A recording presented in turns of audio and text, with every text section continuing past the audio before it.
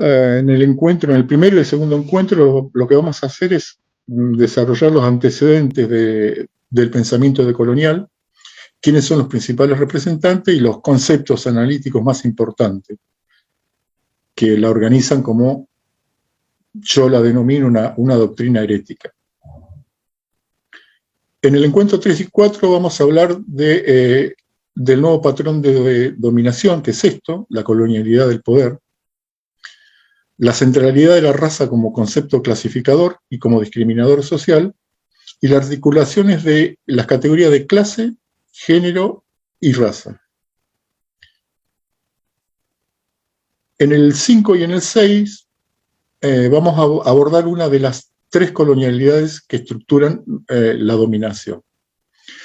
Es un autor que se llama Santiago Castro Gómez, habla de tres colonialidades: la colonialidad del poder, la del ser y la del conocer. En realidad lo que hace Castro Gómez es decir, bueno, el fenómeno de la colonialidad es uno, pero analíticamente lo dividimos en colonialidad del ser, del poder y del conocer. Pero no perdamos nunca de vista la noción de unidad, de totalidad del patrón de dominación, de la colonialidad. Entonces, cuando hablemos de la colonialidad del ser, lo que vamos a hacer es un recorrido desde el ego cogito cartesiano hasta el Dasein de Heidegger, y ver cómo se entroniza el sujeto cartesiano por sobre y como condición del ocultamiento y el encubrimiento del otro. La idea de encubrimiento del otro, ahí por Hernán la has escuchado, ¿no? Hay un libro de Dussel que se llama 1492, El encubrimiento del otro, pero como metáfora es muy interesante y como concepto también, ¿no? El sujeto cartesiano va a encubrir, va a ocultar a los otros sujetos. Y finalmente en los últimos dos encuentros vamos a hacer mención a la colonialidad del saber, a la manera en que una particular forma de conocimiento logró imponerse como la única posible. A esto Castro Gómez lo denomina la híbris del punto cero. Después vamos a ver qué es esto, vamos a desarrollarlo en extenso, qué es la híbris del punto cero. Y las maneras y las estrategias de producir una ruptura epistémica para constituir un conocimiento liberado y sociedades libres, ¿no? La decolonialidad se plantea eso, una ruptura epistemológica, ¿no? Por epistemología acá lo que entiende esta gente, Leticia, no es filosofía de la ciencia, sino más en el sentido anglosajón de conocimiento, ¿no? En el sentido epistemológico. Cuando yo hablo de epistemología, cuando esta gente habla de epistemología, está hablando de conocimiento, no de filosofía de la ciencia, ¿sí? En ese sentido se habla de una ruptura epistemológica, ¿no? Y que la ruptura epistemológica es absolutamente necesaria, ¿sí? Para poder construir personas libres, sociedades libres y un mundo libre. Y vamos a ver que esto en realidad puede sonar un poco utópico, pero no es tan así, ¿no?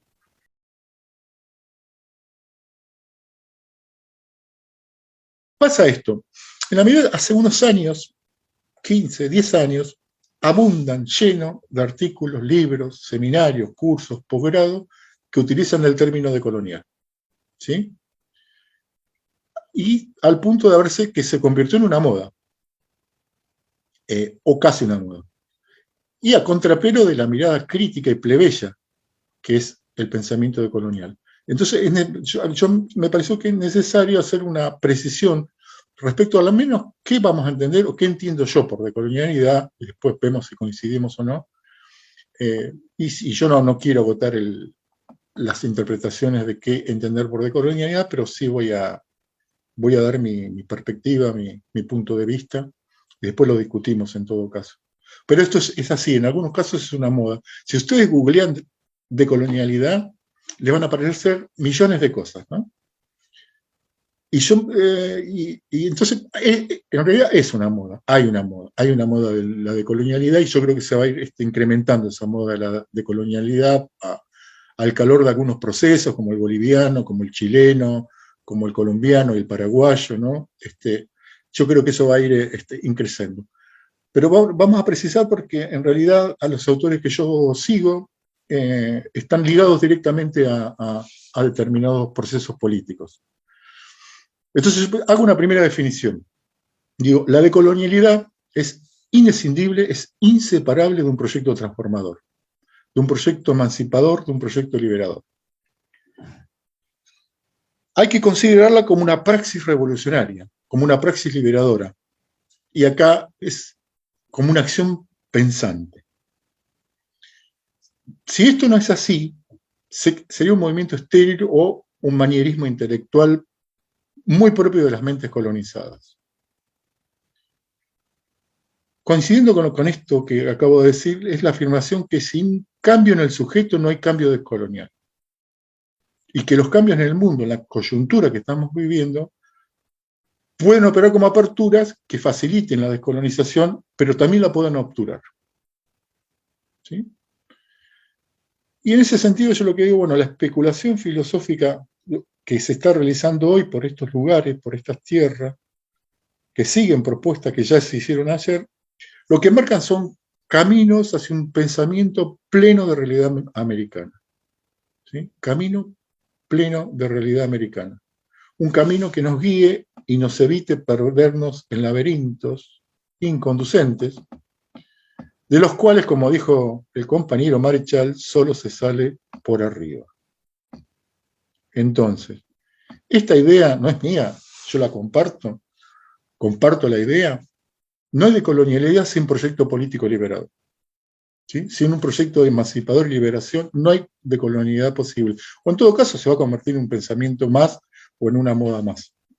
No es la idea de Quijano, no es la idea de Castro Gómez, no es la idea de Dussel, ¿no? Ellos ligan sus construcciones teóricas a los procesos liberadores que se dieron o que se están dando o que están en germen en América, ¿sí? Sobre todo en América, ¿no? Y esta idea de llenar de pensamiento americano es una idea de otro pensador que yo no lo toco en este seminario, lo vamos a solamente a rozar, que es Rodolfo Cuyo, ¿no? Cuyo es el que da un giro, ¿no? Un giro, una torsión al pensamiento herético y ubica en la materialidad de nuestro pensamiento a lo americano. Entonces, lo primero respecto a decolonialidad, y yo después en todo caso en alguna clase le voy a decir por qué hablo de decolonialidad y no de descolonialidad, ¿no? Les digo brevemente, la descolonialidad es la traducción literal del término inglés, ¿sí? Y hay una disputa que no es solamente una disputa terminológica en hablar de decolonialidad o descolonialidad. Después lo vemos, lo iremos viendo. Yo me refiero siempre a decolonialidad. Bueno, y la decolonialidad es tan antigua como la ocupación de Abya Yala por el europeo. O sea, significa que la decolonialidad surge históricamente como resistencia de nuestros pueblos ante la invasión, ante la conquista y el sometimiento y exterminio por el blanco invasor. Menta también la multiplicidad de estrategias que han intentado e intentan romper el yugo colonial. Esto es un dato empírico duro, ¿no? Esto se puede corroborar yendo a la historia simplemente, y a la historia de la resistencia de nuestros pueblos, ¿no? La historia de resistencia de nuestros pueblos desde la misma llegada de Colón, ¿sí? Es una de las acepciones que le damos a la decolonialidad, ¿sí? En segundo lugar, la decolonialidad como doctrina, como teoría, como pensamiento, se inscribe claramente en la tradición del pensamiento crítico latinoamericano, ¿no? En tercer lugar, y específicamente, lo que vamos a entender por giro decolonial, que es el título del seminario, giro decolonial, es algo muy determinado, muy específico, muy concreto. Es el colectivo que se designa como modernidad, colonialidad, decolonialidad, con las siglas en mayúscula MCD. ¿Sí?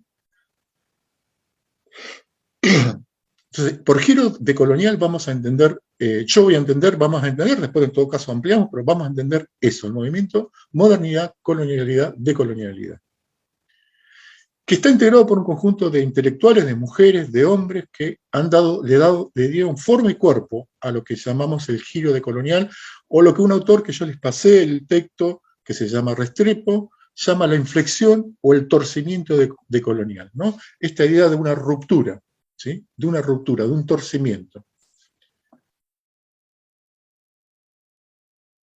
Y Restrepo es muy interesante, lo llama comunidad de argumentación, la denomina una comunidad de argumentación, que es muy variopinta. Desde ya le digo que es muy variopinta.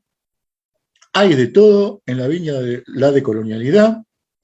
Hay muchos egos, hay muchas contradicciones, hay muchas cuestiones irresueltas. El otro día escuchaba a Grosfoguel, que es uno de ellos, diciendo que está bien, que es así, que es un pensamiento heterárquico y que está bien que sea de esta manera. Y hace 15 o 20 días escuchaba a Segalés, no sé si lo conocen, un filósofo boliviano, y Segalés, en un Zoom, era un Zoom de formación política. Y lo presentan a Bautista Segalés como un filósofo boliviano, es un indio, más indio que yo, como un indio boliviano, filósofo y miembro del gobierno de Evo Morales. Bueno, da el currículum. Cuando le dan la palabra, dice, lo primero que dice Segalés, dice, discúlpenme, pero yo no fui miembro del gobierno de Evo, yo fui perseguido por el gobierno de Evo, yo fui ocultado por el gobierno de Evo, y recién ahora con este gobierno sí formó parte en el Ministerio de Educación. Y se dedicó durante 2 horas a darle a Linares de una manera notable, ¿no? Pero le dio a Linares, por un momento yo estaba con mis compañeros de cátedra y le decía, bueno, peguen las Linares que es gratis. Y yo lo que vi ahí es una cuestión muy clara de una contradicción racial, ¿sí? El indio segalés y el blanco Linares. Además, obviamente que ahí debe haber unas internas impresionantes, pero en esto que de manera colonizada llamamos Bolivia, pero es el Estado plurinacional de Bolivia, y por ahí no se toman de medida cuenta de qué es eso. Es un Estado plurinacional con etnias muy fuertes, con tradiciones muy diferentes, con religiones y lenguas diferentes. De hecho, Evo, que es aymara, no habla otros idiomas. Necesitaba traductores para dirigirse a algunas comunidades. Eso es muy propio de una mente colonizada, nuestra, ¿no? Pero bueno, me reí mucho como lo criticaba a Linera. Pero entonces, yo cuando hablo de colonialidad, con precisión lo que estoy hablando, de giro decolonial, estoy hablando de esto, MCD, ¿no? ¿Y quiénes son esta gente que está acá? Bueno, conforman este grupo, bueno, Quijano, Aníbal Quijano, Enrique Dussel, Santiago Castro Gómez, Ramón Grosfoguel, Walter Miñolo, Catherine Walsh, Edgardo Lander, Nelson Maldonado Torres, Zulma Palermo y Eduardo Restrepo son los más importantes representantes del giro decolonial, de esto que se denomina el giro decolonial. Y un poco arbitrariamente, pero no tanto, yo marco como hito de la conformación del grupo al texto La colonialidad del saber, eurocentrismo y ciencias sociales, que fue compilado por Lander en el año 2000 y que reúne artículos fundantes de la mirada decolonial. Castro Gómez y Grosfoguel señalan en el texto El giro decolonial, reflexiones para una diversidad epistémica más allá del capitalismo global, que pensar en los intersticios, que es la teoría práctica de la crítica postcolonial, y la reestructuración de las ciencias sociales en América Latina del año 99 y del año 2000, como los textos fundantes. Como sea, el tema es que es un movimiento que no tiene mucho más de 20 años. Es algo muy novedoso y algo muy reciente, ¿sí? Es algo que todavía está madurando en las categorías, está madurando en las perspectivas, es algo muy, muy reciente. Y en todos los casos, fíjense cuando abran los links de los textos que le he mandado, sobre todo los que son textos, son todas obras colaborativas y transdisciplinarias. Y es una característica que distingue a la producción decolonial, ¿sí? La decolonialidad es una perspectiva transdisciplinar y multidisciplinar. no es propiamente una filosofía, ni una sociología, ni antropología, ni ninguna disciplina particular.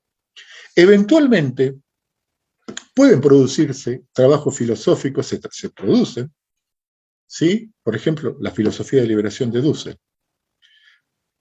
Pero básicamente las producciones son colectivas, transdisciplinares y multidisciplinares. Y tiene una razón, para mí tiene una razón muy, muy, muy clara.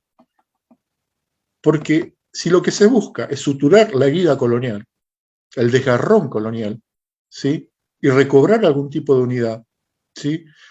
Las miradas de las ciencias particulares no nos van a permitir construir la unidad, ¿sí? O algún tipo de unidad que nos vuelva a situar en un lugar de donde nos corrieron, de donde nos desgarraron, ¿sí? Entonces, yo creo que tiene todo un sentido que el conocimiento sea pero sobre todo transdisciplinar. Esto de romper con la sociología y la antropología o la filosofía como miradas totalizadoras, ¿sí? La mirada totalizadora para el giro colonial se construye de otra manera. Si es que es posible reconstruir algún tipo de unidad, que ese es otro punto. Si es que es posible reconstruir algún tipo de unidad, ¿sí? Entonces, estos son los comienzos de esto que llamamos de colonialidad. Y paralelamente a estos comienzos, hay un origen y hay un origen, una genealogía de colonialismo. En el origen del pensar decolonial, viste, Leticia, que cuando nosotros damos las primeras clases de introducción a la filosofía, siguiendo el texto de Jasper, decimos, el origen del filosofar está en el asombro de los griegos ante el mundo, ante el cosmos, ¿sí? O la duda cartesiana, o las situaciones límites que plantea Jasper, ¿no? ¿Qué dicen esta gente? ¿Qué señalan? Yo creo muy acertadamente, ¿no? Y lo digo acertadamente porque yo lo he pensado siempre, me he interrogado, me he interpelado a mí mismo, digo, ¿cómo es esto de la filosofía desde acá? Y el origen del pensar decolonial es el horror ante el mundo de la muerte creado por la colonización. Surge ante el horror o el espanto ante la muerte y de ahí se desprende una actitud decolonial. Y yo acá no exagero, yo esto lo digo, no lo digo como una exageración, ¿no? El horror ante la muerte y el dolor y el sufrimiento del otro genera el pensamiento desde este lugar, ¿no? El pensamiento, la perspectiva decolonial y la filosofía decolonial. Es un origen del filosofar distinto al generado históricamente en Europa. Y me parece de un gran acierto, ¿no? Al menos yo siempre lo viví de esa manera. Pero, si no, de todas maneras, un postulado. ¿Y qué es la actitud? Como actitud decolonial supone un posicionamiento ético, político y teórico para abrir horizontes epistemológicos, ¿no? Para constituir la razón decolonial que se oponga a la razón moderna, ¿sí? Y la actitud decolonial nace cuando el grito de espanto ante el horror de la colonialidad se traduce en una postura crítica ante el mundo de la muerte colonial y en una búsqueda de afirmación de la vida de aquellos que son más afectados por tal mundo. Repito, la actitud decolonial surge como grito de espanto ante el horror de la colonialidad, pero se traduce en postura crítica, ¿sí? Lo que hace ese origen, que es el horror o el espanto ante la muerte, es que me ubica en un lugar crítico, ¿sí? Ante ese mundo de muerte, y busca la afirmación de la vida de los que son más perjudicados por este sistema de dominación. Entonces es una transición del horror a lo que se podría llamar un amor decolonial. ¿Sí? Del horror de la dominación, ¿sí? Al amor decolonial. Y el surgimiento de la actitud decolonial, eso claramente envuelve un estado afectivo. Y en ese sentido puede operar como un principio de una particular filosofía y de una producción teórica. Entonces lo que va a decir esta gente, el giro decolonial propone que es la descolonización la que resulta ser un proyecto inacabado. Y no el proyecto de la modernidad, como tanto dicen, ¿no?, que es un proyecto inacabado, porque la modernidad mostró todos sus límites y como proyecto está agotado, no inacabado. Se agotó porque no pudo cumplir los principios, ¿sí?, por los cuales se constituyó como tal, ¿sí? La emancipación, la liberación de las personas. Bueno, se agotó, no es que está inacabado, es imposible como proyecto, ¿sí? Y esto lo vieron con mucha claridad los pensadores Foucault y los pensadores Nietzsche principio, Nietzsche primero, Foucault después, y después con mucha claridad lo vieron los Deleuze, Guattari y los posmodernos, ¿no? Igual acá hay diferencias, hay claras diferencias como los posmodernos, pero bueno, esto es así. Por lo que tiene que ver a la genealogía, no hay que hacer mucho esfuerzo para ver que hay conceptos, doctrinas, postulados, proposiciones que vienen de otras teorías, ¿sí? Y de teorías que surgen al calor de los debates que se dieron posteriormente a la Segunda Guerra Mundial y a las luchas de los movimientos de descolonización de África y Asia, y que han dado elementos que nutren claramente al pensamiento, al giro decolonial. Como la intención no es hacer un análisis completo de estos antecedentes, yo voy a nombrar algunos a los que yo considero que son los aportes conceptuales más relevantes a esta comunidad de argumentación. Acá igual voy a hacer una observación. Acá se habla de movimientos decoloniales, sobre todo los que se producen después de la Segunda Guerra Mundial en África y Asia, ¿no? Y entonces ahí surgen lo que se llaman los estudios postcoloniales y demás. En realidad, lo que plantea sobre todo Quijano, que es al que yo sigo, me parece que es el más potente de los pensadores de este grupo, Quijano dice, no, muchachos, esto empezó en 1492. O sea, hay dos colonialidades y hay dos descolonialidades, ¿sí? La que pensó cuando Colón llegó, ¿sí? Una segunda colonialidad cuando Europa, sobre todo Inglaterra, comienza a ocupar Inglaterra, Francia, comienzan a ocupar África y Asia, ¿sí? Eso se da en el siglo XIX, y en el siglo XX se dan esos procesos de liberación y esos procesos de descolonización, que parece que ser los únicos mentados, ¿sí? Quijano dice, no, el centro está en América, está en Abya Yala, ¿sí? Acá es donde comenzó la colonización y acá es donde comenzó la decolonización. Entonces, no está mal hablar de dos procesos colonizadores y de dos procesos descolonizadores. Entonces ahí lo que estaríamos postulando es una tercera descolonización, o una última descolonización que pretenda ser definitiva, o intentaría y pretendería ser definitiva. No sé si se entiende la idea, ¿no? Porque acá se cruzan con todos estos estudios postcoloniales que surgieron en los países, sobre todo, bueno, la referencia más clara es Fanon, ¿no? Que no es un pensador postcolonial en el sentido clásico, sino que es un interpelador desde del mismo lugar del dominado. Pero son todos esos pensadores y eso que surge a partir de, sobre todo hay un fenómeno que es Argelia, ¿no? El fenómeno de liberación de Argelia y posteriormente lo que va a suceder con la India y con Vietnam, ¿no? A partir de ahí se da una producción. La producción de Quijano, de Castro Gómez, va en principio por otros rumbos. Bueno, ¿cuáles son en esto de la genealogía, cuáles son los... ¿de qué es deudor? Bueno, en primer caso, claramente, de la teoría de la dependencia, que es muy conocida, ¿no?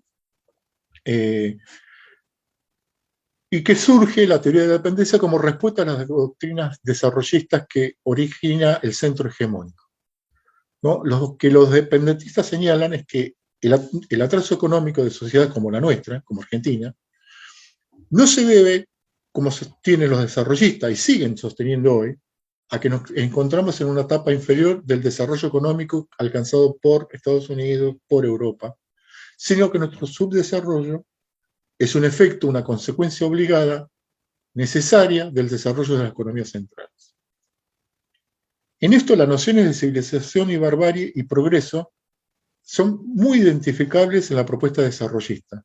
Y lo que uno puede ver es que extienden a la economía los conceptos de civilización, barbarie y progreso. Lo que los dependentistas señalan es que es la existencia de una estructura de producción global, que es el capitalismo, que se articula en centros y periferias. Y las economías periféricas dependen de las economías centrales. Y en esto es decisivo el enfoque en señalar que la dependencia no es un hecho coyuntural, sino que es un fenómeno estructural. Entonces, la subordinación económica de unos países respecto a otros es inherente a la lógica misma del capitalismo, del sistema económico global. ¿Sí? Y lo que se rescata como herencia de esta teoría de la dependencia es la noción de que el mundo no es un conjunto de Estados-nación con relativa autonomía, sino que se trata más bien de una estructura heterogénea de países vinculados por relaciones asimétricas, por relaciones de dependencia y de subordinación. Y que esto hace inviable la promesa de progreso y desarrollo que nos siguen cada tanto sugiriendo. Entonces, lo que hace emerger como disposición la teoría de la dependencia son los vínculos de la opresión, ¿sí? La dialéctica de la dominación. Entonces, heterogeneidad, asimetría, dependencia, subordinación, jerarquía es el legado que claramente los dependentistas, la teoría de la dependencia, le ha brindado al pensamiento decolonial. La segunda influencia viene de la filosofía, y con más precisión de la filosofía de la liberación. La filosofía de la liberación se origina en Argentina, en la década de los 60 y 70 del siglo XX, y tiene como principales referentes a Dussel, a Juan Carlos Escanone, a Rodolfo Kusch, Osvaldo Ardiles, a Mario Casalla, Carlos Cuyen y Arturo Andrés Roy. Este grupo, estos filósofos se reunieron en el año 71, 72, 73 en una serie de congresos y se fueron, algunos no se conocían, se fueron conociendo, eran gente muy joven, en la efervescencia de los 70 en la Argentina, y eso por ahí no es objeto del seminario, no sé, por ahí hago alguna referencia, pero bueno, en todo caso, muy influenciados por la teología de la liberación, por la teoría de la dependencia, y comienzan a reunirse, a producir, y producen, y sacan en el año 73 un escrito muy breve a modo de manifiesto del grupo, en donde dicen, y se los leo porque es muy breve, pero es muy interesante. En este manifiesto dicen, sin lugar a dudas, un nuevo estilo de pensar filosófico ha nacido en América Latina. No se trata ya de un pensar que parte del ego, del yo conquisto, yo pienso, o yo como voluntad de poder europeo imperial, teniéndose en cuenta que Estados Unidos y Rusia son las dos prolongaciones del hombre moderno europeo. Es un pensar que parte del oprimido, del marginado, del pobre, desde los países dependientes de la tierra presente. Año 73. La filosofía de la modernidad europea constituyó como un objeto o un ente al indio, al africano, al asiático. La filosofía de la liberación pretende pensar desde la exterioridad del otro con mayúscula.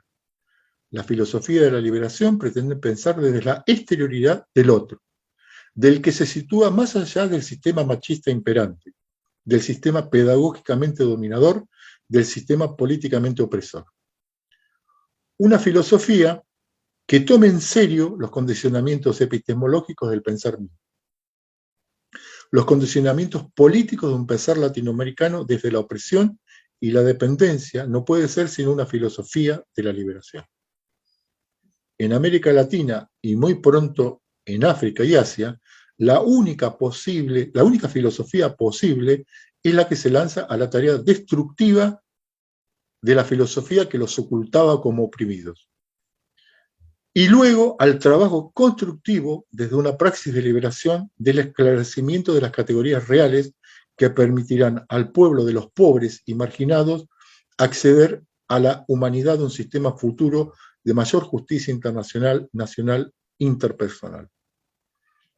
La filosofía de la liberación sabe que las opciones políticas, pedagógicas, eróticas, previas al pesar, son determinantes.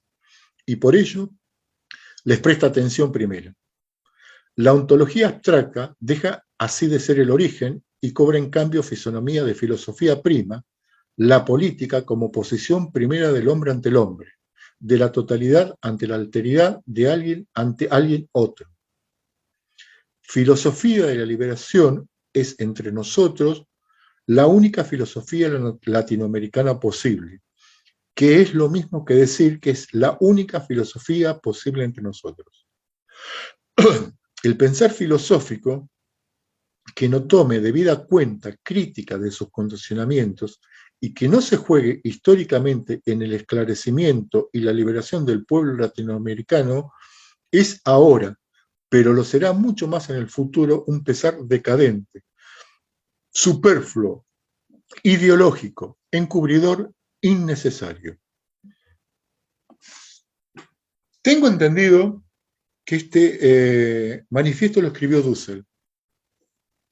Y lo que se ve ahí, bueno, se ve claramente cómo hay categorías, desde donde la categoría de totalidad y de exterioridad, y el sujeto desde el cual se asume que se construye y se filosofa, que es el oprimido, ¿sí? El subalternizado. Y también hay, Dussel tiene una formación religiosa muy importante, o sea, ahí se ven cuestiones que tienen que ver con el Concilio Vaticano II y con la teología de la liberación, ¿no? Ahí Dussel trafica un poco algunos conceptos y algunos... pero sí, esta idea muy potente, de esta idea de que después de Dussel en realidad se va con el concepto que creo que estás trabajando vos, Chino, de transmodernidad, ¿no? Dussel un poco se va a desdecir de esto que es tan tajante que dice la única filosofía posible es la que se lanza en la teoría destructiva de la filosofía que los ocultaba como oprimidos, para luego al trabajo constructivo de una praxis de liberación. Esto me parece que Dussel un poco recogió el hilo, porque es muy contundente, ¿no? La tarea destructiva de la filosofía que nos ocultó, y después una tarea constructiva de una filosofía que nos... que desde una praxis de liberación esclarezca las categorías reales que permitirán al pueblo de los pobres, ¿no? Esto es muy cristiano, ¿no? El pueblo de los pobres y marginados acceder a la humanidad de un sistema futuro. Esto tiene todo el mérito del momento en que fue escrito, ¿no? El año 73, hay que sin duda ubicarlo en el contexto en la coyuntura que estaba viviendo América Latina y Argentina, con un claro avance de las masas en la Argentina, de un gobierno popular, gobierno peronista, popular, de un frente nacional, lo que estaba pasando en Chile, con Allende, el contexto latinoamericano, pero también en la herencia, ¿no? En la herencia que también está en Mariátegui, en la herencia que está en Forja, en la herencia que está... Hay una herencia intelectual, tampoco es que esto ha surgido absolutamente ex nihilo, no es así. Y uno, si se pone muy minucioso, va desentrañando las claves a partir de la cual se nutre. Pero es muy potente como expresión de una filosofía propia. Y ahí todavía no está, me parece, Candela, la mano total de Kusch, ¿no? Del pensar situado. De hecho, acá hay tres núcleos en esto que se constituyó como filosofía de la liberación, que en realidad no es lo mismo. Hay un núcleo kuschiano, claramente, Kusch es un núcleo, y un núcleo diferente que ahora está siendo trabajado por Tassat y por toda esta gente en la Universidad de 3 de febrero, creo que están, ¿no? De 3 de febrero. Sí. Claro, está Dussel, que es el que más ha estructurado una corriente, en AFIL, en la Asociación Filosofía y Liberación, desde México, con sucursales en todos los países latinoamericanos, en Europa, en Estados Unidos, son los que más producen congresos, paper y demás. Y hay un tercer núcleo en Mendoza y Santa Fe de Arturo Roy, de la gente que sigue a Arturo Roy, que también es muy potente. Roy es un filósofo, un pensador más tradicional filosóficamente, pero bueno, firmó este manifiesto también. Pero eso tiene que ver con filosofía de liberación, también es muy argentino, muy peronista, muy de internas peronistas, pero tiene un gran mérito, y hay conceptos que han sido tomados tal cual de este manifiesto y de esta producción de la gente de filosofía y liberación. Algunos todavía están vivos, ¿no? Bueno, Scanone falleció hace poco. Scanone a mí en particular me gusta mucho, me parece una persona muy, muy, muy interesante, Scanone. Y Cuyen todavía sé que anda dando vuelta por acá este, y haciendo cosas, muy amigo de... Entonces dice, bueno, el punto de partida del filosofar, para la gente de filosofía y liberación, es la praxis de la liberación, como acto primero. Y como el lugar hermenéutico de una reflexión que pretende ser radical. ¿Sí? No se ubica en el cogito, sino en el pobre, el excluido, en el marginado. La categoría de totalidad es la que esta idea, la categoría de totalidad, da lugar a una exterioridad de la cual se la interpela, a la totalidad. Y es el lugar desde donde la filosofía de la liberación se ubica en tanto pensar situado con pretensiones de universalidad. Esto lo repiten mucho. O sea, le van a criticar, y vamos a ver cómo va a avanzar la crítica a la universalidad imperial, a la universalidad eurocentrada, pero uno no puede renunciar a la pretensión, si no, no estaría haciendo filosofía. ¿Sí? No puede renunciar a la pretensión de universalidad. Pero la idea de un pensar situado, ¿sí? De saber que uno está pensando desde un lugar, y ese lugar es teórico, pero es un lugar concreto también, y es un lugar geopolítico, desde ese lugar yo pienso, y pienso en términos universales. Eso no es lo mismo que imponer una universalidad. No es lo mismo, porque es como que me da una cláusula que digo, yo pienso universalmente, pero desde este lugar. Con lo cual te estoy dando a vos la posibilidad, ¿sí? que generes otro discurso, ¿sí? y te estoy dando la apertura, posibilito la apertura hacia el otro. Incorporo al otro en el horizonte discursivo. Después vamos a ver, aunque por ahí no sé, nos ponemos de acuerdo con Leticia, pero el pensamiento filosófico inaugurado a partir de Bacon o de Descartes obtura esa posibilidad, nos impone una universalidad. ¿Sí? Y vamos a ver que esa universalidad es una falsa universalidad. ¿No? ¿Por qué? Porque es imposible de realizar, filosóficamente además. La otra herencia es de la sociología y de la teoría del sistema mundo de Wallerstein, que por ahí supongo que lo conocerán. Lo que va a proponer es comunidad de análisis histórica, no a los pueblos o a los estados-nación, sino a lo que denomina sistema mundo, o los sistemas mundo. Y los sistemas mundos son los sistemas sociales por excelencia, son sistemas históricos que se caracterizan por una específica forma de relaciones institucionales, de institucionalidades y económicas. Un particular tipo de relaciones, de instituciones y de instituciones económicas, políticas y culturales. Y lo que va a hacer Wallerstein es que por un lado están los mini sistemas que poseen una sola autoridad política, una sola economía y una sola cultura, y que son sistemas sociales que se remontan al origen del hombre y las primeras formas de agregación humana, ¿no? El clan, claramente está hablando Wallerstein. Después están los imperio mundo, definidos por la existencia de una sola autoridad política centralizada, un único sistema económico y diversidad cultural. Claramente Roma, ¿no? El imperio romano es como ícono de esto que está mentando, pero también China y también la India mogul.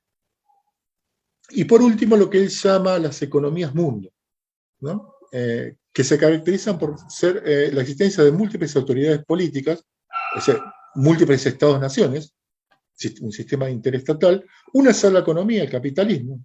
¿Sí?